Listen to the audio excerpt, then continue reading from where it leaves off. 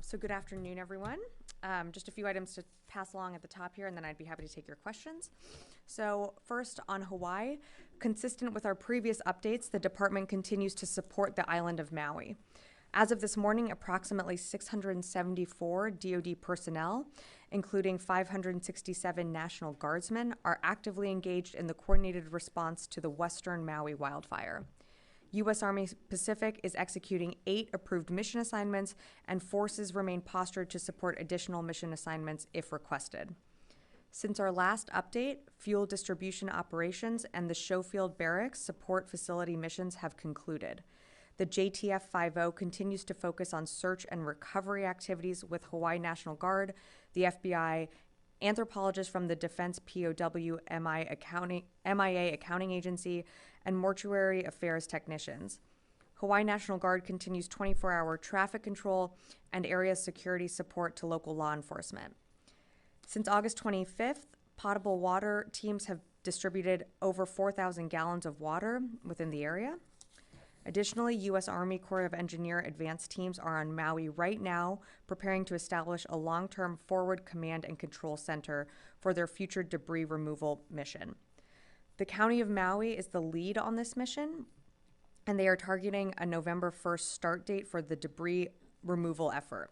U.S. Army Corps of Engineer teams are also working with local officials on design plans for the establishment of a temporary school site for local children. And our Coast Guard partners are maintaining their focus and response on minimizing maritime environmental impacts. Moving on to today, earlier today, the Secretary held a trilateral call with Japan Minister of Defense Hamada Yazuka and Republic of Korea Minister of National Defense Lee Jong-sup. The Secretary affirmed the ironclad U.S. extended deterrence commitment to Japan and the Republic of Korea. The leaders also discussed and strongly condemned North Korea's August 24th attempted space launch using ballistic missile technology as a violation of multiple UN security resolutions. Also today, the department announced a new security assistance package through the Ukraine Security Assistance Initiative to support Ukraine's battlefield needs. This $600 million package includes equipment to augment Ukraine's air defenses, artillery munitions, and other capabilities. For more information, you can visit defense.gov to see the complete details of the package.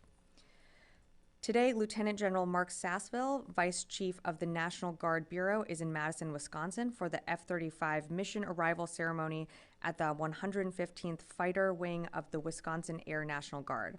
Today's ceremony coincides with the 75th anniversary of the 115th Fighter Wing and marks the second Air National Guard wing in the nation to receive the F-35. And finally, as of Monday, there are now 319 nominations that are impacted because of Senator Tuberville's holds on our general and flag officers.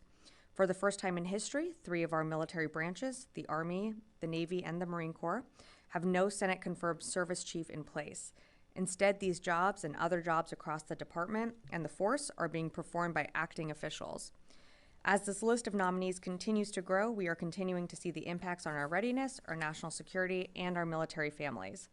As we continue to do so, we urge Senator Tuberville to lift these holds and confirm these qualified leaders who have served their country proudly and selflessly for decades. And with that, I'd be happy to take your questions. Welcome back, Lita. Thank you. Yeah. Sabrina, on the depleted uranium rounds that were announced, the Kremlin has now criticized it as a bad move, discussing the cancer-causing nature of the product, a criticism that others have brought up, obviously, in the past. What is your response to people who are greatly concerned about that aspect of this weapon? Yeah. And secondly, can you address what the U.S. thinks is the benefit that these rounds will bring, and how soon will they be on the battlefield? Sure. So on the first question, in terms of the health impacts of the depleted uranium rounds, I would push back on the assertion from Russian officials. Here, the CDC has stated that there is no evidence that the depleted uranium rounds cause cancer. The World Health Organization reports that there's been no increase of leukemia or other cancers and that have been established following any exposure to uranium or DU. And even the IAEA has stated unequivocally that there is no proven link between DU exposure and increases in cancers or significant health or environmental impacts. So I would push back on that.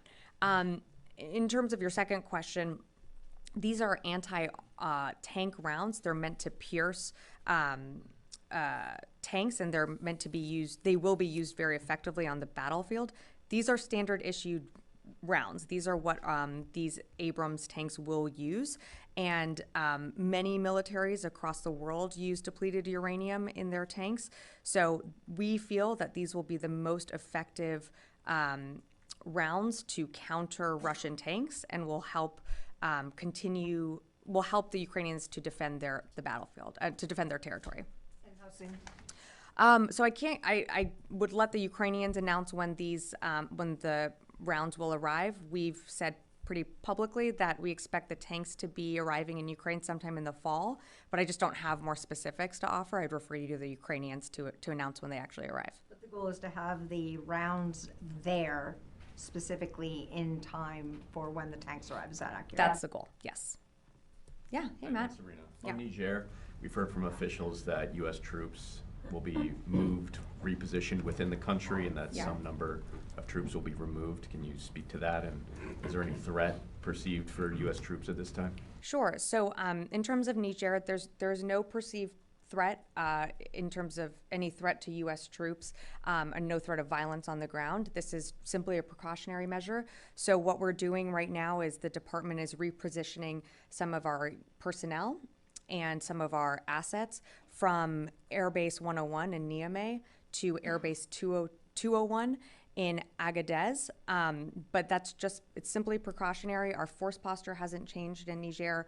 Our position remains the same, that we hope that the situation on the ground gets resolved diplomatically, but would just reemphasize that there's no immediate threat to U.S. personnel or violence on the ground. Okay. Is the U.S. conducting counter-terror missions out of the country at this point? At this time, we're still really confined to the bases. We are, again, moving personnel and assets, but we're not conducting joint operations or training with the Nigerian military at this time. Thank you. Yeah, or A follow on Niger and then another question. Sure. So why do this? What changed that the U.S. decided to move personnel and equipment if there's no perceived threat or no threat to U.S. troops? What prompted 6 weeks after the democratically elected government was overthrown the U.S. to make this decision? it was, again, just out of an abundance of caution. We felt that because our force posture is not changing within the country, but we felt that it just out of an abundance of caution for our personnel and for our assets in the area, that rather than keeping them close in Niamey, that it would be safer to move them out to Airbase 201 in Agadez. And so that's exactly why we took, I would say, prudent military planning to safeguard our U.S. assets and just to protect our U.S. personnel. Is this tied to the resistance the French are seeing to their forces being there? There is no tie to this. This is out of a complete abundance of caution. There is no tie to what the French military is doing right now. We are confident that, or we are hopeful that diplomatic talks will continue and that the situation in Niger will be resolved diplomatically. But right now, out of an abundance of caution, we are just moving some of our personnel and our assets to Airbase 201. And then just another topic. Sure. A Florida man attempting to cross the Atlantic Ocean in a human hamster wheel was brought in by the Coast Guard after 5 days, and it's his fourth time attempting this. I know you don't speak for the Coast Guard, but will there be imagery, and how frequently has the Coast Guard or the Navy intercepted human hamster wheels off the coast of the U.S.? You know, really didn't have that on my bingo card today. I would refer you to the Coast Guard, and thank you for the question. I'm going to go to the phones on that note. Laura Seligman, Politico.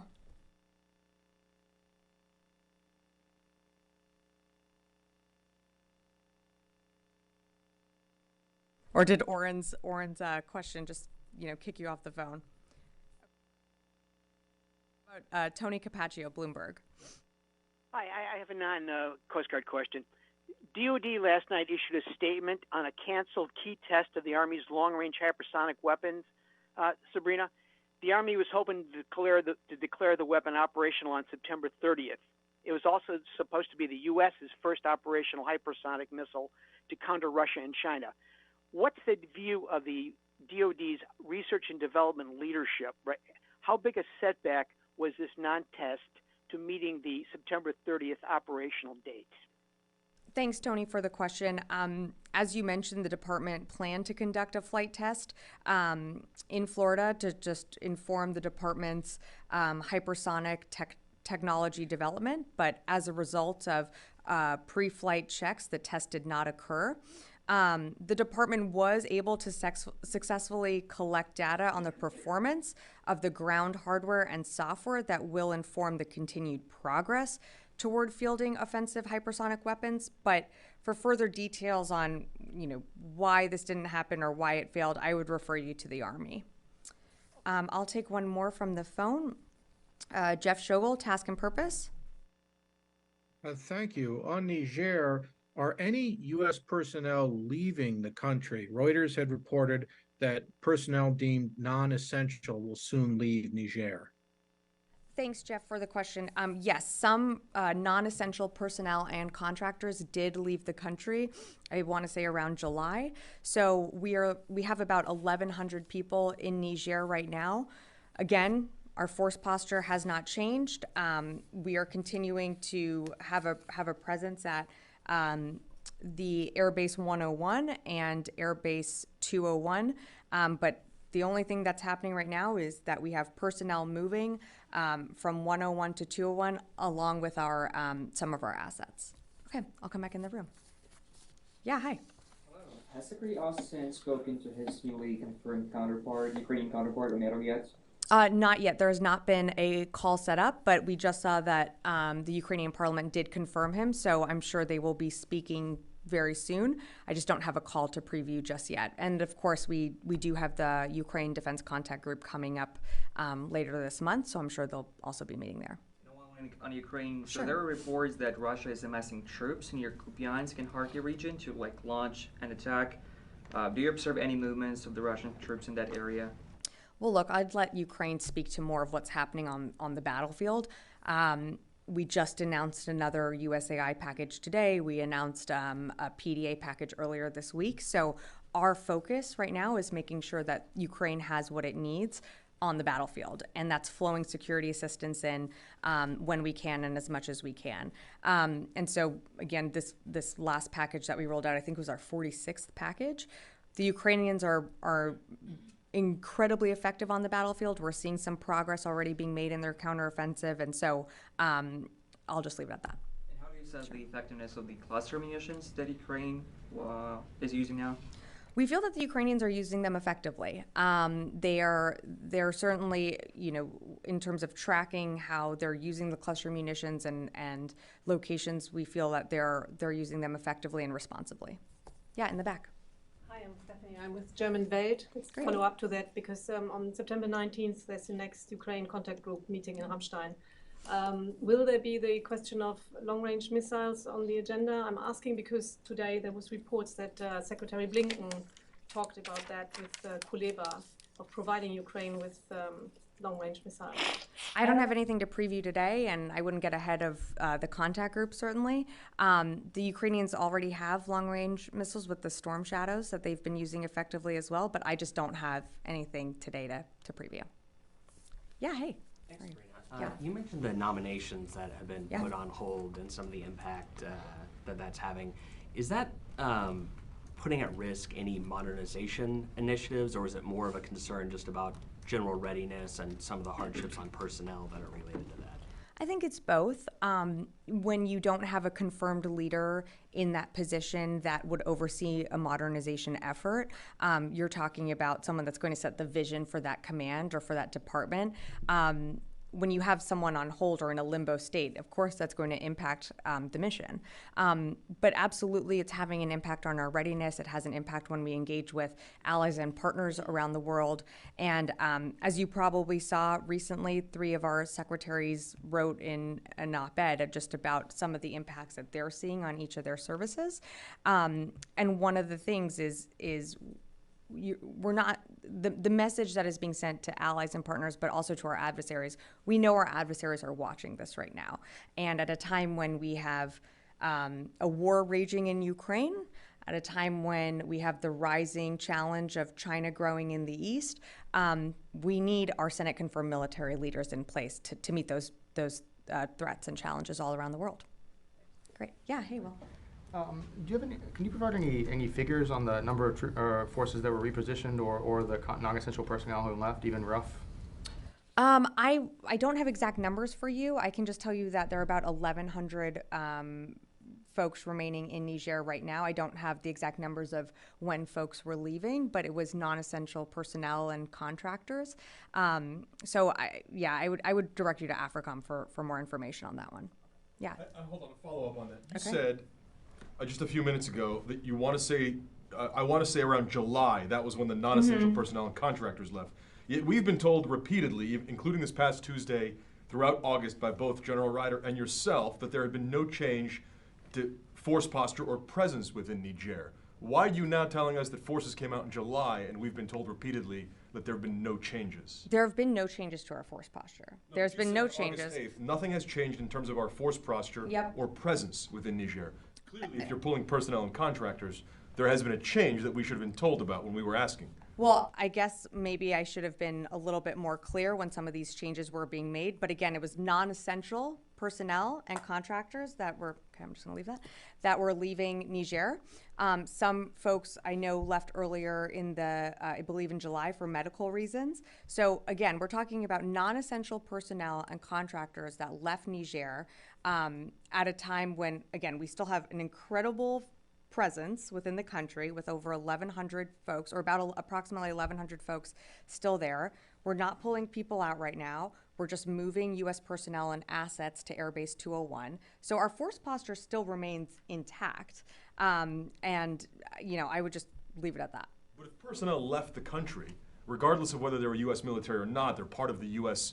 presence there. and Sure, work but with the again, it's military. non-essential personnel. Changes. Again, non-essential personnel and contractors. Next time, I think when there are departures, we will be more cognizant of letting you know. But right now, like whenever we have troops, there are levels that change at a period of time. That does not mean our force posture has changes. Just like on the eastern flank in Europe and in Poland, we have troops that come back and forth, and sometimes that posture could be around 80,000, sometimes it could be around 78,000. That doesn't mean our force posture has changed. There's a movement of folks going back and forth. So I just want to leave it at that, and next time we can be a little bit more specific. But again, nothing in terms of our force posture has changed in Niger. Rio. Yeah. Sure. I want to follow up about the secretary's call with Yeah. his Japanese and South Korean counterparts. The three ministers discussed a multi-year exercise plan in Yeah. the call. So what domains are you going to focus on with Japanese and South Koreans moving forward? And what is the timeline to draft such multi-year plan? Sure. Well, I won't get ahead of anything that was discussed. Right now, we're still building that multi-exercise plan, and we don't have a timeline of when that's going to happen or when exercises are going to take place, but that's something that certainly was discussed. And they did highlight the effort to fully operationalize early warning missile data information sharing this year, but that's as far as I'm going to go on that. Yeah. Hi, Erin. Hi. So as you were telling Oren that it says we have troops that come back and forth and sometimes postures could change. Well, Where our are posture they- hasn't changed, but levels could change. Yeah. Where are they going back and forth? Is it just back and forth from base to base? Where are they going back? For the and folks that left, forth? They're like leaving- non-essential personnel or contractors? Is that what you're referring to? Yeah, just any number that is there. Are they coming back in the country? Where exactly? Right now, they're just moving out of the country. I don't have specifics of where they're going. Contractors obviously working under contract would go back to their company, but I just don't have more specifics of where folks are moving. I'm still lost of the number change. So even if they're personnel, I think they're we just- shouldn't focus so much on the numbers fluctuating, but more on the posture itself. Our force posture hold on one sec, let me just answer. Our force posture within Niger hasn't changed. Yes, we are moving assets and personnel to a different air base further outside of Niamey in Agadez. But in terms of our mission there right now, of course, some things are put on pause right now, but overall, our force posture hasn't changed. We did have some people leave in July. I believe that was before there was the military takeover. So some folks did leave in July for medical reasons. I think we had some contractors that had left. But in terms of like where other personnel are going and leaving, I don't have more information for you on that. Our essential personnel are still in the country right now in Niger. That's 1,100 people, and so they're still there, and I'll just leave it at that. I can go back to Lita and then. Can you just take the question, Sabrina, because I think On which one? On the total number of contractors and non-essential personnel who left, and was it before, after, during, was it as a result of the impending or coup? Can you just give us that? I think what has been mentioned in the past was that some troops did, a very small number of troops left due to health and other issues. Yeah. I think that's been out there, we knew that, but I think what people hadn't known was the non-essential personnel and contractors. If you could give us a number on those, and I think just because it's late in the day for AFRICOM, you all must have it. If you can just give us, I can definitely I'm happy to take the question, but again, I just want to reemphasize here that it is not a, with some folks leaving in and out, our mission, our force posture still hasn't changed. So I'm happy to take on the question on like how many folks have left. Sure. Because clearly what you're saying, if I'm not confusing this, is the number of active duty troops has remained largely the same. Is that accurate? Yes, all right. that is correct. But I think Again, it would we're talking help about, if you give us those other numbers. Sure. We're talking about non-essential personnel and contractors. Active duty essentially remains intact. I'm going to go to the phones real quick, and then I can come back in the room for just two more. Heather, USNI. Hi, thanks so much. I was just wondering if you have any update on the situation with Iran, and if you're continuing to see the forces out there deter any tanker seizures, or if there's any plans for Marines to start going on to commercial vessels. Thanks, Heather. There's no plan right now for Marines to go on commercial vessels. I don't have an update on anything in regards to Iran. No major updates since we last briefed, but yeah, thanks for the question. I will, coming back in the room. Yeah, sure. Just a quick follow-up. And then I'll go to Missy. The move from Niamey, is that ongoing now? Has it been completed, or? It's ongoing right now. Yeah. Missy? Just to also maybe add a clarification. So the non-essential personnel is non-military personnel, non-uniformed personnel. When you said the non-military personnel and contractors. So the non-essential personnel are uniformed or not uniformed? I mean, I think non-essential personnel is non-essential to the mission itself and security and protection of our troops. I think it can encompass many things, including uniform or civilian. So I wouldn't lump it as just, it's not non-uniform or not, only uniform personnel. Yeah, if we I can get a clarification on that. Yeah, sure, no problem. Jeez, okay, I'll take yes right here, and then I'll come back around. Thanks. With regard to the new Ukraine security assistance package, Sure. Are you able to provide any more details about the electronic warfare and counter-electronic warfare systems that are included in that? Are these new capabilities or? I don't have more details to provide. Again, I would just direct you to the website and our fact sheet we've provided online, but I just don't have more specifics to add to that. Yeah. Sure. After these developments in the countries in West Africa, like Niger, then Gabon, before that Mali, how much these developments affect on the U.S. operations against the terrorist groups and organizations in this area? And does the U.S. or do they keep the same numbers of these operations, or it's getting decreased because of these developments in these countries? Well, it's certainly something that is concerning. The United States and this administration continues to advocate for democracy and peacefully elected leaders. And so that's why you're seeing a commitment in Niger right now and the hope that the situation there gets resolved peacefully and through diplomatic means. and not to sound like a broken record here, but that's why you have not seen a change to our force posture. You are seeing a movement out of an abundance of caution to move some personnel and some of our assets into a different area. But we're hopeful. We're hopeful that there can be some diplomatic way to resolve what's happening. We're certainly not supportive of military takeovers of a democratically elected leader or government. Yeah. Concerned about maybe these developments may impact these operations against these terrorist groups? We still maintain the ability to protect and protect our interests here at home and our partners and allies in the region. Did you have one? I'll take this as the last one. Yeah. Yep. So on Niger, is there an expectation that additional precautionary repositionings are going to be taking place, like this ongoing one that you mentioned? Like an additional to like a different movement?